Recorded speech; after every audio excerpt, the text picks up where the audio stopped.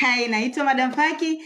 Clip iliyopita niliwaletea zile nyota ambazo haziendani kabisa, na ukiwa na huyo mtu mambo yanaharibika aidha kiuchumi na hata kiafya. Lakini leo nakwenda kukuletea zile nyota ambazo ukiwa naye huyo mtu basi pesa zinaingia, yani mambo yako yananyooka. Mambo yanaenda sawa, vibration zenu zinaendana. Ni mtu nani huyo aliyebeba fuko lako la pesa? Kamtongoze huyo mtu au mkubalie anapokutongoza. Ni nani huyo? Tunaanza na nyota ya kwanza, ni nyota ya punda. Hawa watu wa nyota ya punda wanatakiwa wawe na watu wa mizani. Lakini hawa watu wa nyota ya ng'ombe wanatakiwa wawe na nge.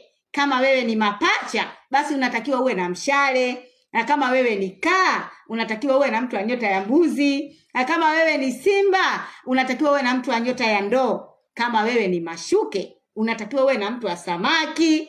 Lakini kama ni mizani, unatakiwa uwe na punda, nge, ng'ombe, mbuzi, kaa, mshale, mapacha, ndoo, simba, samaki ni mashuke. Lakini kuna mtu aliuliza, sasa samaki na mashuke wote automatically vibration zao ziko chini. Hawa watu wakiwa pamoja, si umaskini unaweza kuzidi?